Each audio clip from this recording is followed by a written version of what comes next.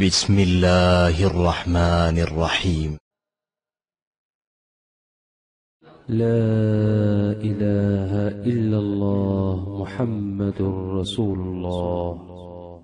تو اس کو کہتے ہیں صادق، صدیق، سچا دوست۔ اس سے اوپر کا درجہ حبیب، محبوب دوست۔ اس کے بغیر ٹائم پاس نہیں ہوتا آپ کا، دل نہیں گزرتا آپ کا۔ اور اس سے اوپر کا درجہ ہے خلیل، خلا، خلیل، ایسی دوستی کہ دل، جس کو انسان اپنا گویا یوں سمجھے کہ دل نکال کے اس کو پکڑا دیا، ایسا دوست۔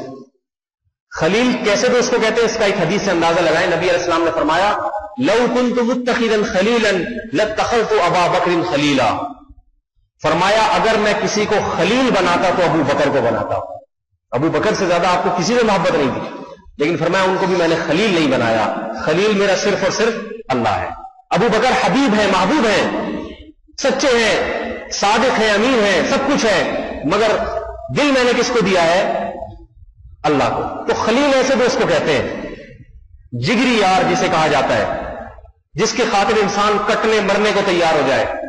اللہ فرماتے ہیں ایسے جگری یار جو دنیا میں ایک دوسرے پہ مرتے تھے، جان لٹانے کے لیے تیار تھے، ایسے جگری یار قیامت کے دن ایک دوسرے پر لعنت بھیج رہے ہوں گے، دشمن بنے ہوئے ہوں گے، اور کیا کہیں گے؟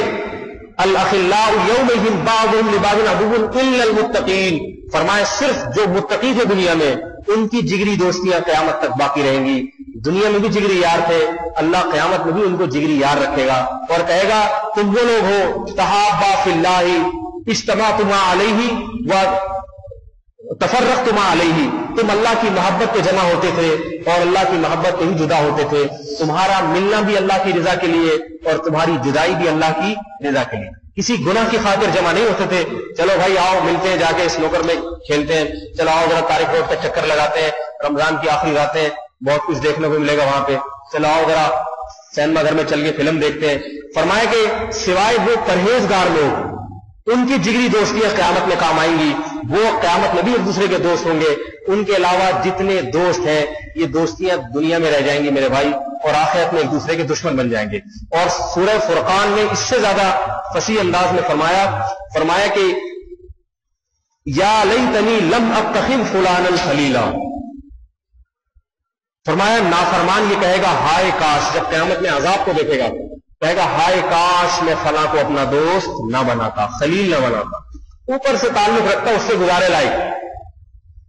میں نے جو اتنی دوستی دل نکال کے اس کو دے دیا جس سے میں اللہ کی نافرمانی کرتا رہا، یا لیتنی لم اتخذ فلانا خلیلا، ہائے کاش میں اس کو اپنا دوست نہ بناتا۔